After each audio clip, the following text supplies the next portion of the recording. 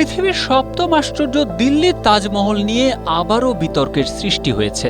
বলা হচ্ছে তাজমহলের নিচে নাকি এক সময় প্রাচীন শিব মন্দির ছিল, তার প্রমাণও নাকি আজও লুকিয়ে আছে তাজমহলের বেজমেন্টে। এই দাবি নিয়ে সম্প্রতি এক ব্যক্তি ভারতের উত্তরপ্রদেশের এলাহাবাদের জেলা আদালতে একটি পিটিশন দাখিল করেন। তাজমহলের জরিপের আর্জিও জানানো হয় এই আবেদনে। এসব তথ্য জানিয়ে প্রতিবেদন প্রকাশ করেছে বিবিসি বাংলা।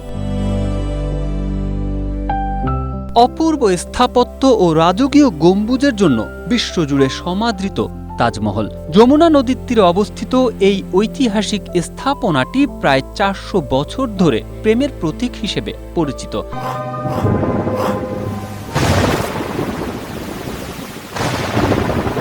তবে সম্প্রতি যিনি অনিন্দ সুন্দর এই স্থাপনাটিকে মন্দির বলে দাবি করেছেন, তিনি মূলত ভারতের বর্তমান ক্ষমতাসীন দল বিজেপির স্থানীয় একজন নেতা। যদিও জেলা আদালত প্রাথমিক শুনানিতে তার আবেদনটি সরাসরি খারিজ করে দিয়েছেন, তবে বিজেপি নেতা দমে যাওয়ার পাত্র নন। তিনি এলাহাবাদ হাইকোর্টের দ্বারস্থ হয়েছেন।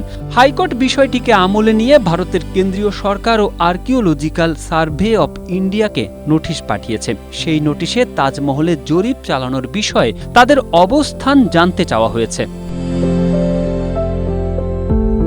মমতাজ মহল নিয়ে বিতর্কের ঘটনা এটি প্রথম নয়। এর আগেও বিভিন্ন সময়ে তাজমহলের ইতিহাস নিয়ে নানামুখী প্রশ্ন উঠেছে। তবে ইতিহাসবিদদের মতে ১৯৬৫ সালের আগে তাজমহলের ইতিহাস নিয়ে কোনো বিতর্কই দেখা দেয়নি। এ বিষয়ে ইতিহাসবিদ ডক্টর রুচিকা শর্মা বিবিসি বাংলাকে জানান, রাজা জয় সিং বিনামূল্যে এই জায়গা দেওয়ার প্রস্তাব দিয়েছিলেন, কিন্তু শাহজাহান তা মানতে চাননি। যমুনার তীরে তাজমহলের জন্য জায়গার পরিবর্তে তিনি জয় সিংকে একই মূল্যের অন্য একটি বিকল্প জায়গা দিয়েছিলেন।